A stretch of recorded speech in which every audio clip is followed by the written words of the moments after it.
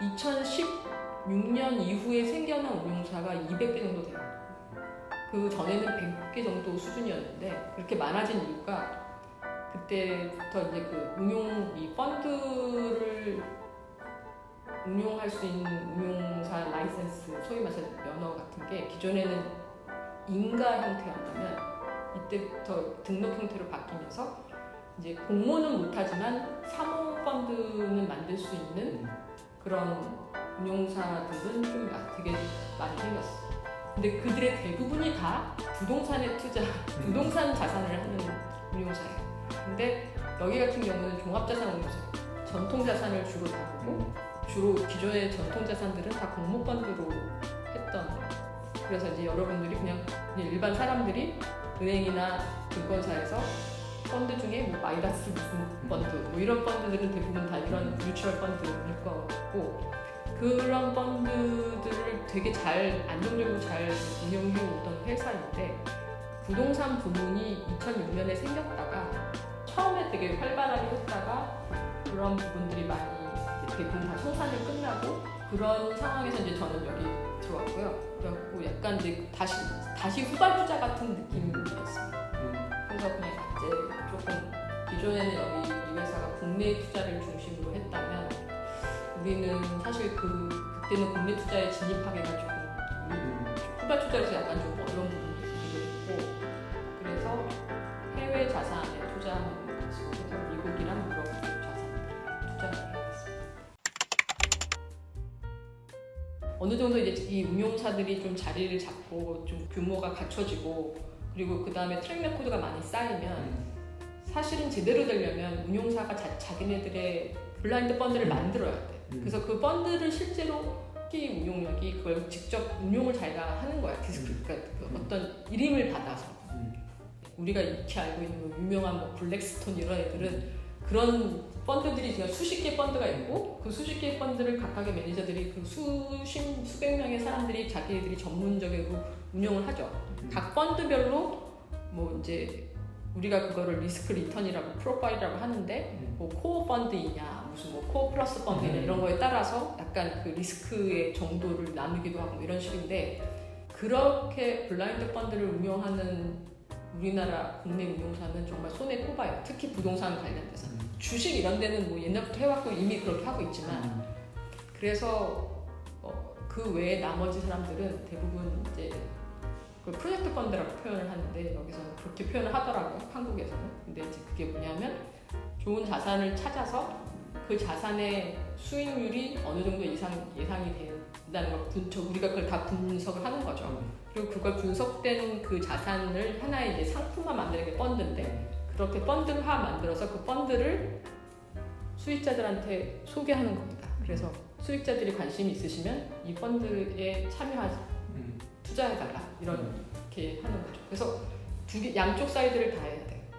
펀딩도 해야 되고 좋은 자산을 찾아서 그 딜 소싱을 잘해서 그거를 이제 패키지 상품화 만드는 것도 해야 되고 그걸 다 해야 돼요.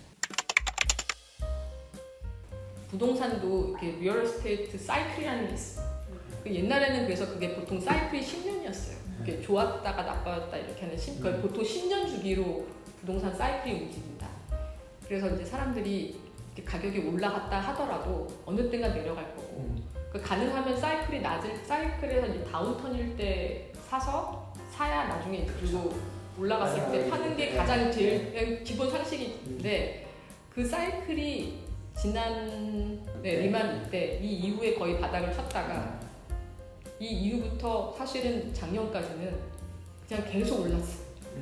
근데 사실은 올랐다가 좀 내려왔었어야 되는데 그때 코로나 때문에 그 유동성을 막 풀면서 이게 계속 올라가는 거죠. 금융시장의 흐름으로 봤을 때 이게 이제 다시 다운턴을 꺾이는 시점인 것 같고, 그래서 사실 지금 되게 조심하면서 보고 있고, 투자하는 자산의 형태, 그러니까 뭐 프로퍼티 타입 또는 섹터, 이걸 이제 뭐 오피스를 할 거냐, 물류 자산을 할 거냐, 아니면 무슨 뭐 임대주택 같은 걸 할 거냐, 데이터 센터를 할 거냐, 이런 거는 각각의 이제 시장의 상황에 맞춰서 그걸 보는 거고, 그 시장들을 다 모니터하고 그런 정보들을 취득해서 투자 전략을 짜는 것도 저희가 해야 되는 일인 거. 이제 이게 여기서 이제 조금 이걸 이제 소위 말하는 이 업계 뭐라고 해야 되나 시쳇말로 총알을 잘 장전하고 있으면 기회가 왔을 때 확실히 잡을 수 있는데 근데 우리는 사실 아직 그 총알이 없으니까 그런 부분에 있어서 어떤 식으로 그런 걸 해야 되나 그런 고민이 좀 있죠. 그게 이제 예전에 뭐 IF 때도 그렇고 그 다음에 글로벌 크래시 때도 그렇고 그때 뭐 MPL 나오고 이러면 이제 그 MPL이라는 게 그 디폴트 난 망한 사업 그걸 이제 사실은 사업장으로 보면 망한 사업장이고 그냥 문자 그대로 얘기하면은 그 디폴트 난 론이죠. 대출이죠. 네. 그러니까 대출이 디폴트가 났기 때문에 PF 같은 게 디폴트 나면 사업을 더 이상 진행을 못하고 있으니까 망한 사업장이 되는 거고 그런 개발 사업을 사업권을 따갖고 오는 거지.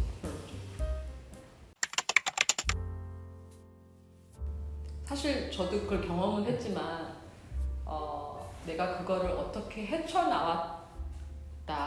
그래서 어떤 나에게 어떤 인사이트가 생겼다라고 말하기에는 되게 부족한 것 같아요. 근데 진짜 그 말은 맞는 게 그 또래뿐이 아니라 내가 봐도 우리나라에서 이런 부동산 특히 부동산 분야의 금융담 이쪽 분야에 일하는 사람들은 지금 상황에서 대부분은 다 그 금융위기 지난 이후부터가 많이 있거든. 그러니까 완전 아예 그러니까 정말 뭐 20 몇 년 되는 경력을 갖고 있는 사람이 아니면 대부분은 다 그렇거든요. 그래서 그 사람들은 지금 한참 활발하게 활동하는 사람들 플러스 이후 후배들은 대부분 다 호황만 겪다가 처음 이걸 겪는 거여서 이건 사실 지금 우리 업계 안에서도 되게 고민인 분야예요. 이거를 어떻게 거쳐 나갈 것인지 여기서 이제 실력이 나올 거다 이런 얘기도 있고 그렇거든요. 저는 근데 결국은 다시 결론으로 돌아가면 부동산이라는 자산이 그래서 한편으로 제 매력이 있는 게 결국은 사이클이라는 게 있어요. 어쨌든 간에 장기적으로 어차피 투자해야 되는 자산인 것도 맞고 단번에 왔다 갔다 할 자산이 아니에요. 그러다 보니까 그게 다운 텀이 있으면 다시 올라갈 텀이 있다는 거를 믿고 좀 준비를 해야 될 것 같아요. 다만 이제 지금 제일 위험한 상황은 뭐냐면 약간 호황일 때 샀는데 지금 이걸 꼭 매각해야 되는 시기가 있는 사람들이 있어요. 그래야만 이게 그 지금 펀드 그 기간이라든가 이런 걸 봤을 때 그렇게 해야 되는 부분이 있는데 그런 부분이 지금 이제 어떻게 그거를 잘 이렇게 메꿔 나갈 수 있을까 이게 다들 아마 고민일 것 같긴 한데 저도 그거는 조금 고민이네요. 근데 기본적으로는 제가 그동안 겪었던 걸 보면 이제 그런 걸 약간 근데 뭐 소위 말해서 이제 그 다음부터는 약간 포트폴리오의 개념이라고 할까? 약간 이게 좀 어려운 부분이 있으면 지금 또 이거를 하면 새로운 걸 사면 이게 조금 더 업사이드가 있으니까 이걸 결국 블렌드해서 하는 전략. 그래서 이게 사실은 진짜 이게 좀 규모가 좀 있는 데일수록 이제 이럴 때 잘 버티기 쉬운 것이고 규모가 적거나 이런 경우에는 사실 이때 헤쳐나가는 거가 굉장히 어려울 것 같기는 한데 최대한 이제 그 부분을 요 다운텀을 버텨 나갈 수 있게 뭔가 수단을 좀 강구하면서 버티고 나면 그 다음에는 움직일 것 같다는 생각이죠.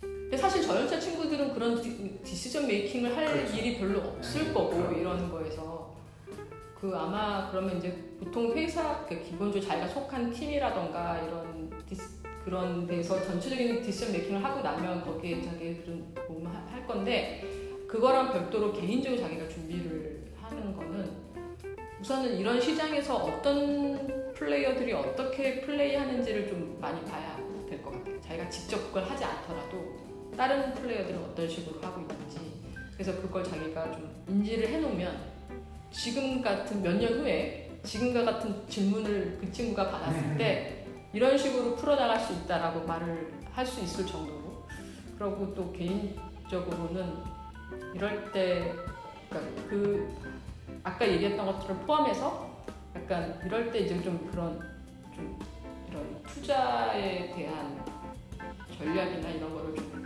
빅픽처로 보는 훈련을 좀 하는 것도 필요할 것 같아요. 되게 단기적으로 당장으로 내가 이렇게 하고 내 퍼포먼스를 이렇게 돼서 내가 이렇게 뭐 이렇게 뭘 받고 뭐 이런 거를 떠나서 내가 나중에 결국 투자 전문가가 되려고 하면 이 자산의 성격을 제대로 파악을 하고 이 자산의 기본적인 흐름이 있으니까 그것들을 파악을 해서 내가 좀 장기적으로 어떻게 투자 전략을 나중에 내가 시니어가 됐을 때 파악할 수 있을지 지금부터 약간 공부한다는 개념으로 준비하는 것 같아요. 근데 이게 결국은 좀 약간 좀 지나고 나서 생각해보면 이게 다 약간 어떤 부분은 내가 하고 싶어도 잘 안 되는 경우도 있고 이게 결국 이렇게 약간 이렇게 때때마다 어떤 선택과 어떻게 하느냐에 따라서 이렇게 좀 삶이 이렇게 해오는 것 같더라고요. 근데 아까 얘기했던 것처럼 저는 처음에 유학할 때 내가 유학 끝나고 바로 올 거라고 생각했고 어쩌면 내가 그때 끝나고 바로 들어왔으면 그때 한국에서도 오퍼가 있었는데 그때 만약에 들어와서 그 오퍼를 받았으면 또 다른 인생을 살았을지 모르죠. 그래서 어떤 면에서는 오히려 차라리 그때 들어왔었어야 되나 그때 들어오면 훨씬 더 좋은 대우를 받고 지금 더 훨씬 바뀔 수도 있었을까라는 생각하는데 그건 정말 요즘에는 그러니까 어느 때부턴가는 그런 생각 자체가 별로 의미가 없는 게 결국 내가 그냥 해왔던 것들이 그냥 차곡차곡 쌓여서 다시 또 이렇게 되고 이미 끝나버린 일을 뭐 굳이 뭐 어떻게 생각해야 되는지는 나는 별로 개발을 할 것 같진 않아요. 지금 이제 다시 이 집으로 지금 돌아와서 이제 여기까지 왔을 때는 개발을 예를 들어 개발에 투자하는 개념은 있을 수 있지만 직접 내가 디벨로퍼가 될 것 같지는 않고 디벨로먼트 프로젝트에 투자하는 거는 할 수 있을 것 같은데 내가 디벨로퍼가 될 것 같지는 않아요. 돈을 일단 많고 와야 되겠네. 예전부터 한 40대 중반부터 강남처럼 하는 말이 있는데 난 나중에 술집을 하고 싶은 게 나는 이제 이제는 더 이상 체력이 안 되고 잘하진 못하지만 술에 대한 관심사와 즐거움이 있는데 진짜 정말 술에 대해서